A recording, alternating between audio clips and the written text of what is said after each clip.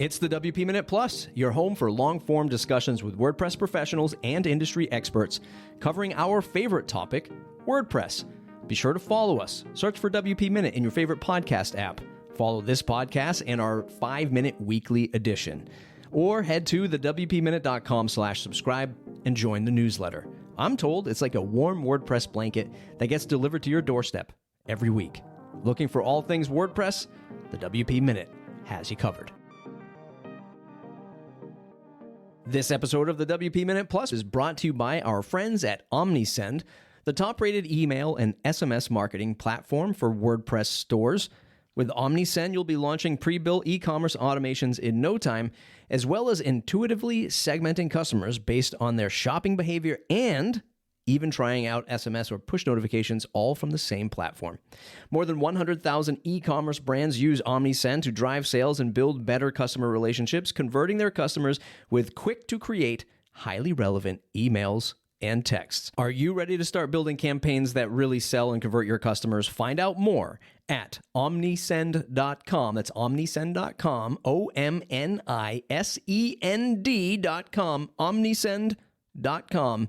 And give your brand the boost it deserves. Hey, Mike, welcome to the program. Hi, Matt. Thanks for having me. We're going to talk about all things Jetpack Creator suite. You're also I said suite. I threw on the word suite. It's not suite. It's just Jetpack Creator.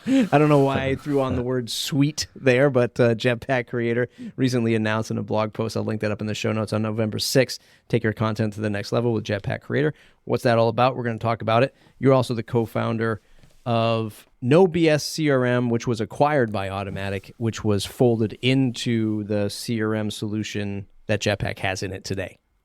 Yep, so it just became the CRM solution of Jetpack. So Jetpack didn't have a CRM offering at the time, and we wanted to fit it somewhere. So the original product name had a swear name in, and a swear word in even, and one of the conditions of the acquisition was we don't have swear names in Automattic products.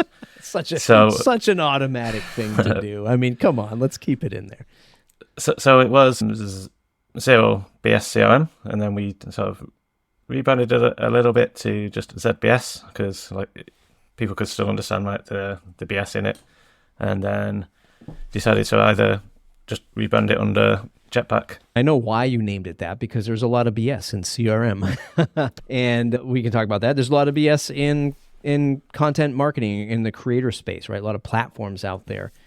Largely, I'd say the fact that things are so darn expensive when you get into the the enterprise space, which often dips down to the average creator. Perfect example would be like HubSpot, right? Where HubSpot is many, many thousands or tens of thousands a month for some brands out there. They try to dip down to the low end, right? Where, hey, just spend a couple $100 for HubSpot. And then you get in there and not only was that expensive, but there's so much stuff in it.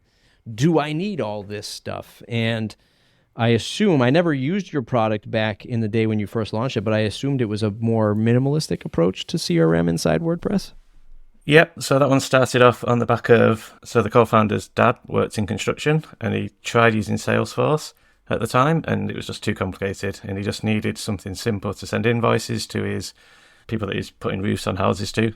And so he just built something very bare bones using custom post types at the time to sort of get it easy to use for people that didn't want to do a master's in CRM software. And that was a similar theme that we had across, like we had a few testimonials on the old YouTube channel where people just saying it's really good to be able to just use something integrated to my website without needing to learn all of this extra stuff and just pay a ton of like money to like the big players. I always wondered the acquisition of your product into Jetpack. I always wondered, like, why roll it into Jetpack? Why not just leave it standalone? It seemed like it could be just a standalone product. I mean, I know Jetpack has like the modules these days, and or you can modularize it, and you can say, I want this, I don't want that. I always felt like it would have been a great standalone product, just like I feel VideoPress would be an amazing standalone product where I don't need anything else, even Jetpack. Just give it to me straight, the VideoPress. I'd say the same thing for CRM. What particular strategy? I mean, I get it now. I get the strategy, but What are the thoughts of like tying Jetpack so closely to CRM? So it's down to the whole general strategy of the individual plugins now in Jetpack. So CRM was probably the first one. We wanted to fit it under an Automattic brand, and Jetpack has a wider reach of websites that are using Jetpack and connected, and a number of business sites, and it fits quite well to these sort of smaller, probably even smaller than small business. So you wouldn't, like if it's a one-man person trying to manage his creator business and he wants to start building a little bit more data around the people, then it fits in quite well. So it sort of fitted into that side of things, was the sort of thinking around it. Yeah. Was your original product SaaS-based? No, it was always a WordPress plugin. So just WordPress plugin. Data stays right inside WordPress. Yep.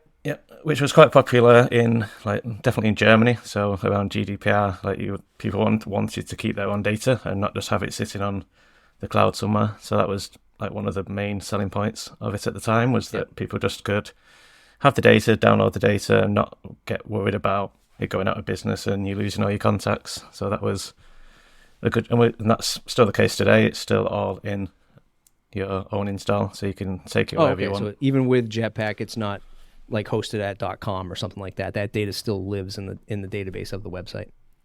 Correct. Yeah. Well, that's fantastic.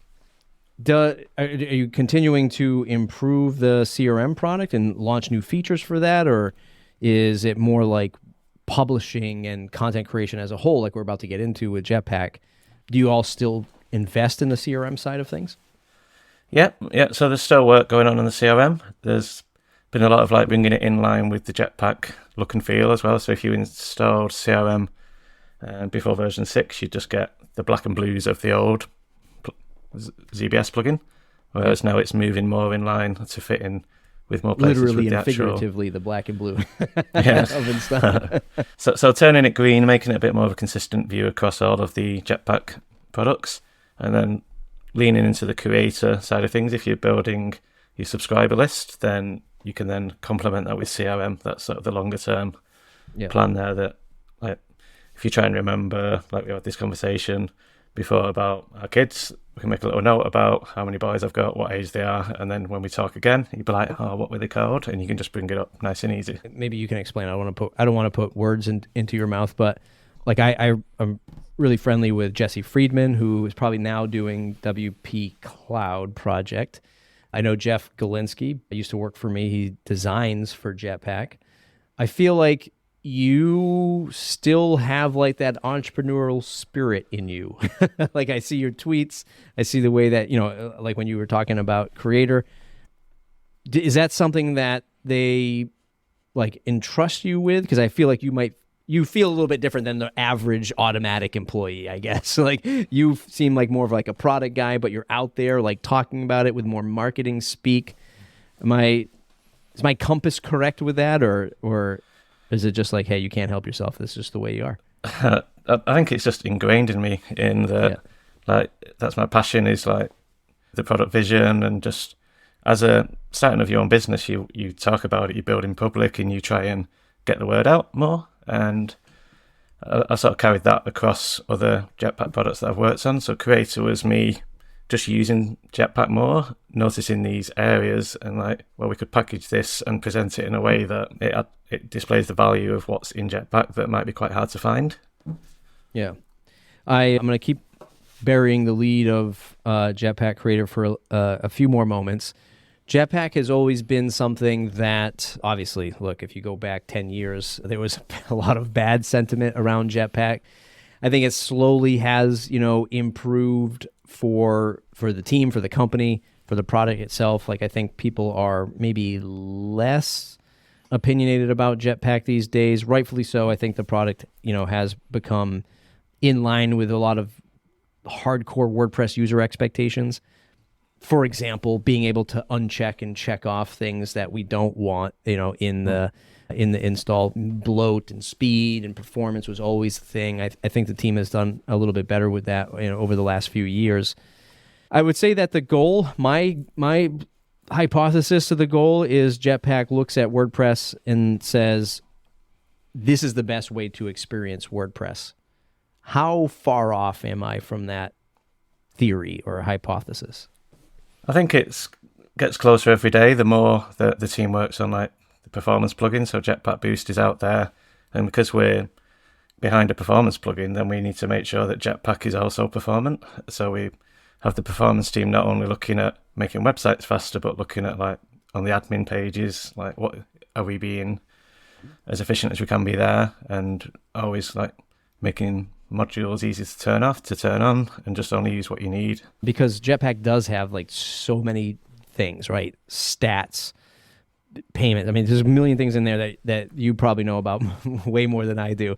But I'll use Jetpack on a friend's site. You know, a friend comes to me. Here's an example. I have a friend. Actually, he's my barber. And he started a small, like, little ice cream stand. And it's seasonal, so it's not open, year round. And I helped him build a site. And I put Jetpack on it because, one, he was using, like, affordable hosting. We all know what that means. So I use Jetpack for the CDN, for the images, for the stats, and for the newsletter subscription, right? So just subscribe to the post, and when he updates a post, people will get the email notification, and of course security. So to me it was like, man, I don't want to mess with this website. I never want him asking me any questions about it because I'm not going to be his support guy. So I put Jetpack. I certainly wasn't going to give him like Google Analytics, and I wasn't going to sign up for whatever MailChimp account. Like I wasn't going to even like go to that route because I didn't want to teach him, train him, and I knew we would forget. And Jetpack was a good solution for that. It's a interesting thing to say because there's a lot of my friends, probably your friends and colleagues too, who build products that compete with Jetpack. What I'm getting at here is Jetpack is going to be one of those things where with enough users might say, you know what, just use Jetpack to solve that issue. That might also impact the smaller product creator that's out there who maybe is doing stats, who is maybe doing a newsletter, who's maybe doing a payment link. As a product owner yourself, a product creator, do you think about that when you're rolling out the products, like how to integrate into the ecosystem? Is it the most fit products win at the end of the day? Like, do you have an ear to the ground of sort of the blue collar product maker that's out there? Yeah, so I personally follow quite a lot of indie makers and like the product people. Certainly in the UK, there's very few of us that have done products and have essentially a few have taken to acquisition. So, and there's a lot of people building different things. So I think the fact that Automattic, it might be in Jetpack and we're leaning into a certain direction, I think just helps with the healthy competition of some of these smaller indie developers that can, even if they're focused on the right thing, if they like narrow directly down on a small area, they can even execute better than a bigger organization could do. So I think it helps with that the fact that a company like Automattic is looking at the creator space and offering tools to help people grow newsletters, that the other newsletter plugins will be sort of taking note and thinking, okay, I can take a little share of this market as well.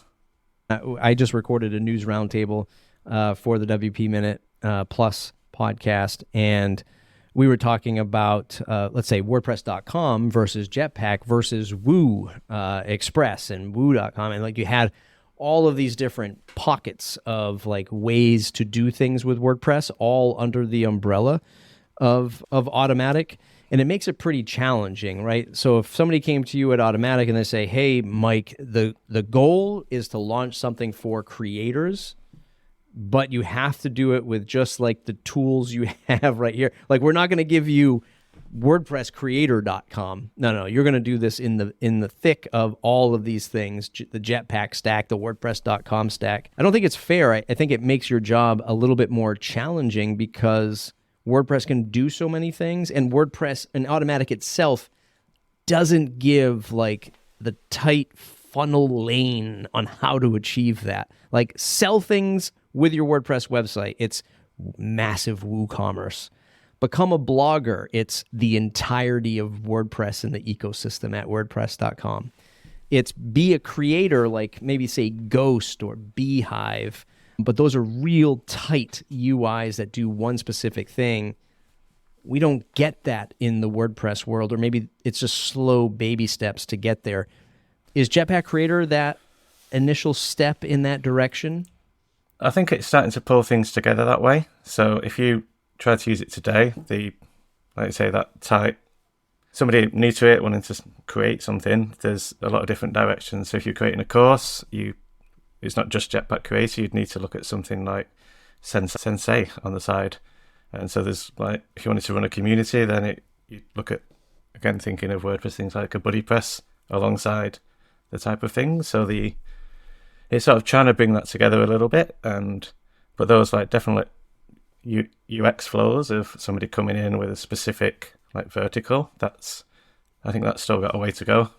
But I think that it is starting to happen more in like the WordPress community, like the Ollie WP theme. That's in some good steps in like what is a theme and what is a plugin. And there's some other similar things like that are leaning on the Gutenberg side of things to say, look, you can create this, but we're going to make it a little bit easier. Because I've got a number of friends that like maybe try and do something with WordPress and then they'll just jump to another solution because it's like, I'm being shown all these extra areas like that I'm not really interested in. And maybe we'll see a future where when the admin gets redesigned, because I'm not a developer, so I have no idea like what kind of effort this takes. But when the admin gets redesigned, maybe turned into blocks, it might be easier to build an admin experience that is more, pinpoint to like what we want to do. Oh, only show posts because listen, they're just here to make blog posts, or show products and pages because it's just a basic e-commerce site and never have a blog on it, or something to that effect.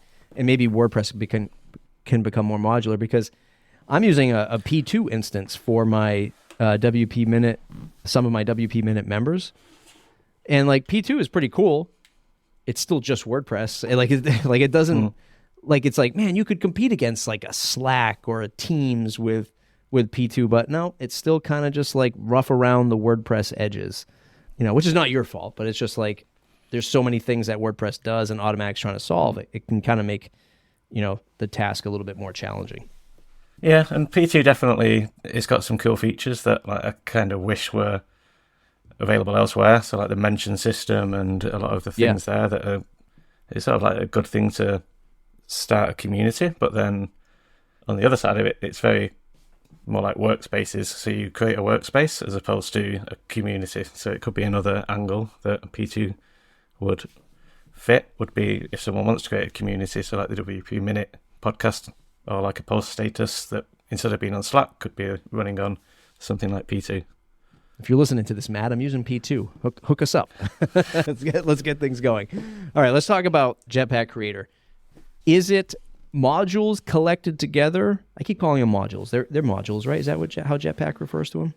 Yeah, it does. So it's sort of a little bit of blocks. So I don't know if when you sort of start a new post in WordPress and you press the little plus button in the corner, if you type Jetpack, it'll bring up a load of green coloured blocks. So that's all of the tools that you can use to help create content. So things like you can embed a link to booking slots on your calendar, you can do business hours, there's the AI block that helps you create content or edit content. So there's a lot of tools in Jetpack already that you can find if you know what block you're looking for, but if you don't, you're sort of a little bit in the wild. So things like a map box. So if you want to show like where your office location is, there's a nice straightforward Jetpack block that can do things like that for you. And unless you go looking for it, we don't really show it anywhere in like the Jetpack settings pages. So that's sort of like the first thing, is making content a little bit easier to create through blocks and patterns. There's not really many patterns shipped in Jetpack just yet, but there are plenty of blocks, and you can build them with any sort of block-based theme. So when somebody's subscribing to Creator, so I'm just looking at the site. We're recording this during a pretty hefty 70% off now Black Friday week. This is going to air a couple weeks after the sale, but it's $19 a month for the first year, billed yearly. I believe that's what it's going to be without the discount. Is that just these specific features in Jetpack, or is there like a whole other sort of Creator plugin being installed? It just enables the features that are in Jetpack.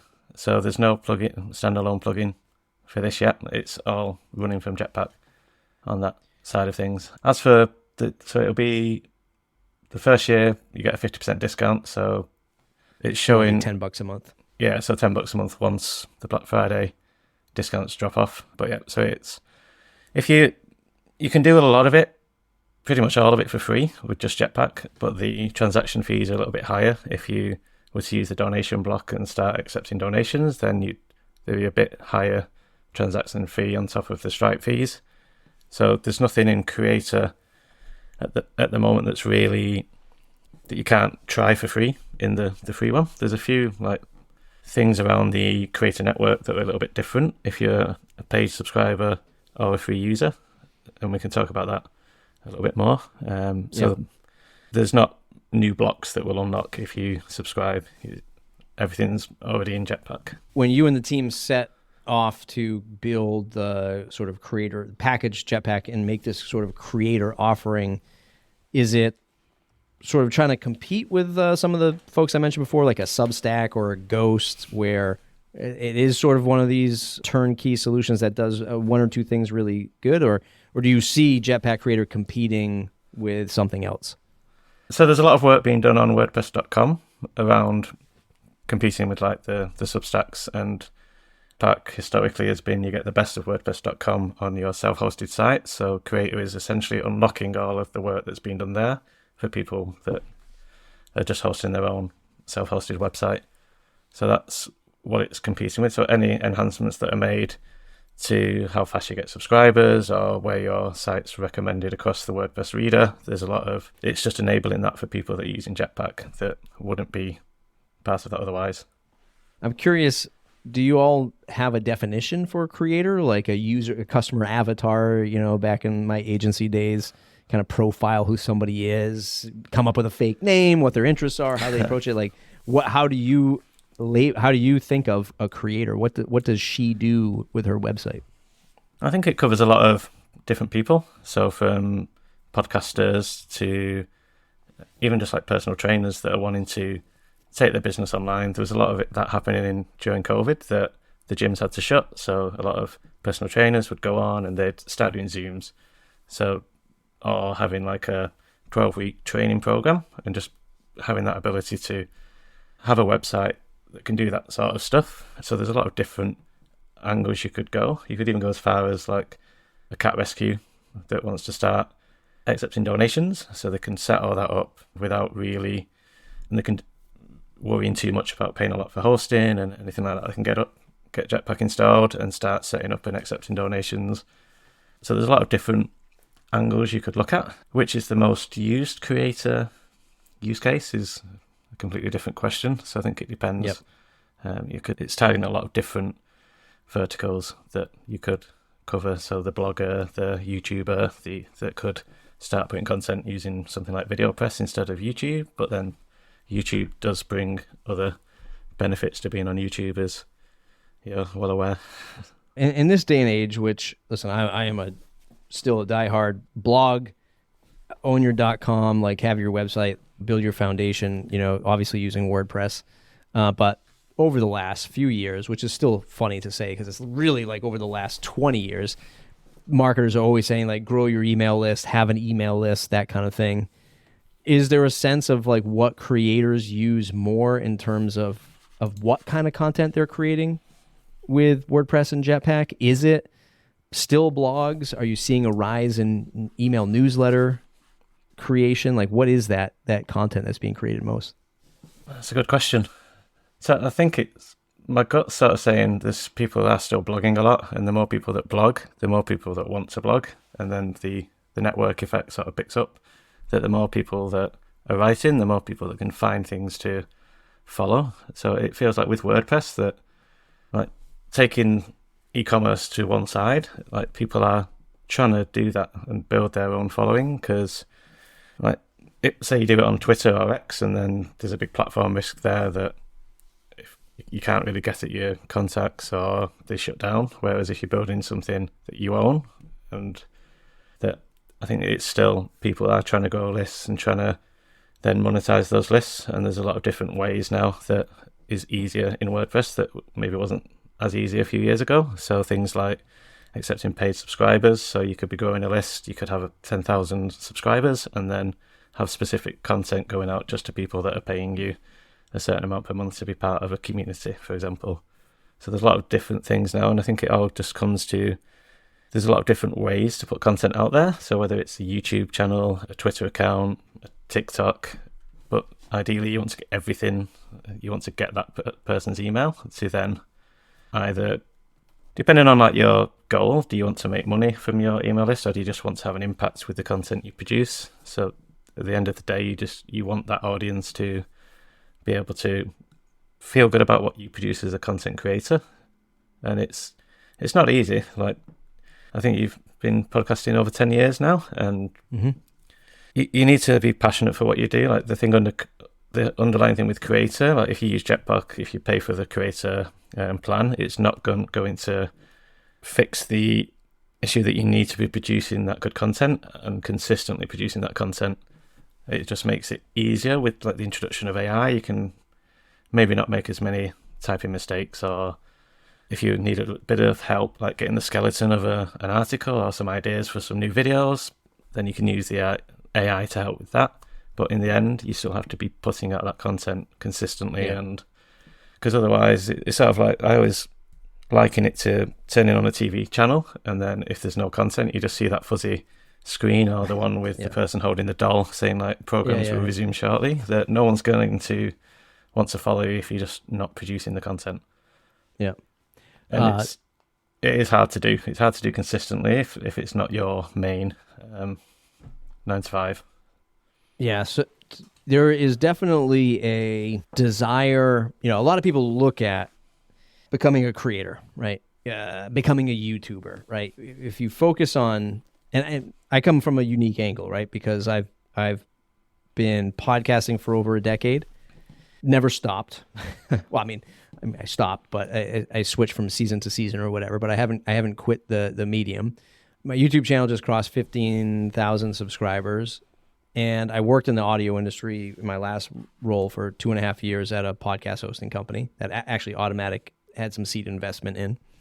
And I talked to a lot of podcasters that were like, hey, I want to make money with my podcast, right? They just thought they could just publish the podcast and money would appear, which is sort of like what YouTube has granted upon creators for many years. Like, you get to a certain threshold, you get to a certain amount of views, and if it's a quality audience, you're making X amount of dollars per month. It could be hundreds of dollars per month, thousands of dollars a month, many multiples of that if you're like crazy, like pop culture YouTube creator with millions of subscribers.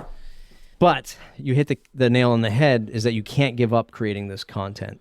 And there are not many other platforms other than YouTube that actually, air quotes, guarantees payments to creators. In other words, Instagram's not paying me to do anything. Twitter doesn't, although they have a program that I think you can get like sponsored dollars from, but it's like a top secret program or something like that. Or you have to have like this massive reach. Jetpack has, through WordPress.com, Blaze. Is that a way to monetize through Jetpack Creator? Blaze is promoting your content. So okay, promoting your content. Yeah. So the other way around is word ads. So you can, again, through Creator, that unlocks the word ads network. So you can start showing ads on your content through a number of ad partners that partner with WordPress. So that's a way to monetize the traffic to your website. So it's not quite a Google AdSense, but it's similar. So you see similar types of adverts popping up on your website. So we've got a travel blog that I've enabled word ads on, and things like loveholidays.com is popping up at the bottom of those content.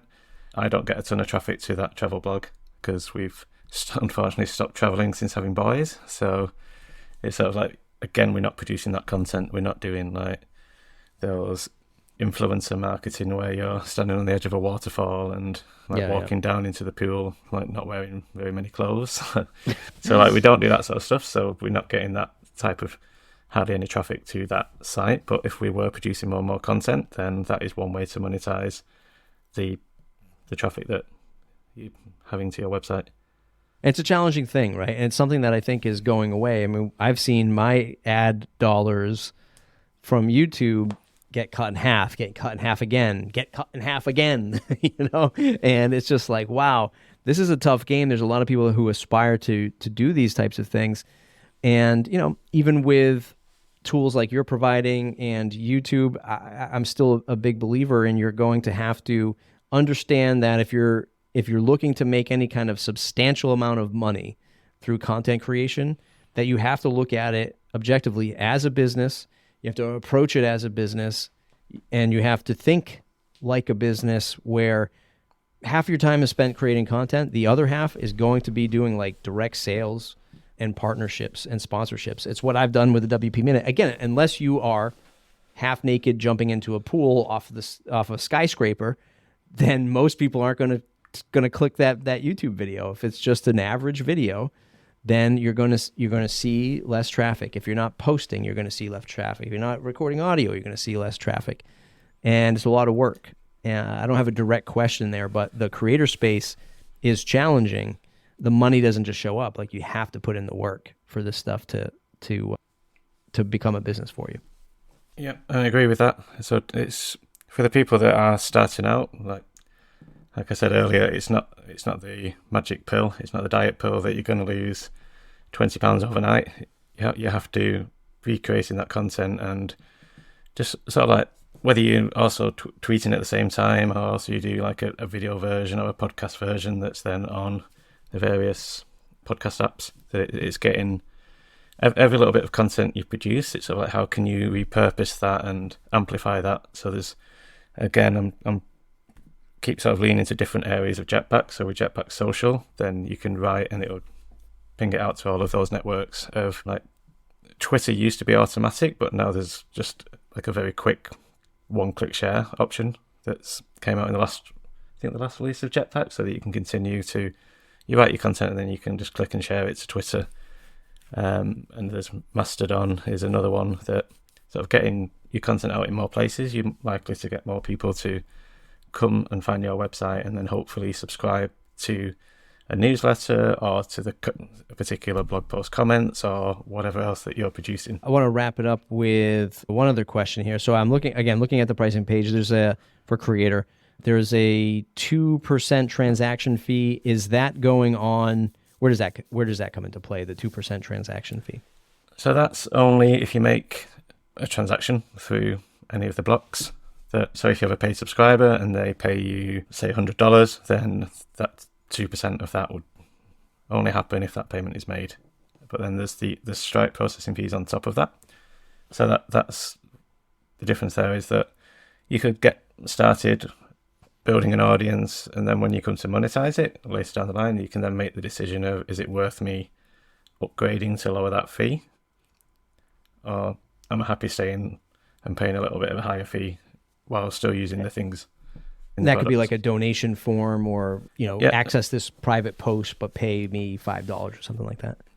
Yeah, or even just like downloadable content, like an ebook you could put there behind like the premium content block. So you could say start the content and then you have to pay to download the ebook at the end of it. For payments, probably not. I put you on the hot seat a little bit, but for payments, do you all ever talk about coin payments or anything like that? Cryptocurrency payments. There's a digital wallet called GetAlby, which is really popular in the podcasting space. I hate to use the terms Bitcoin and cryptocurrency. A lot of people start freaking out about it, but GetAlby does make life pretty easy for podcasters who are looking for other means of monetization. I'm not sure on that one with Bitcoin.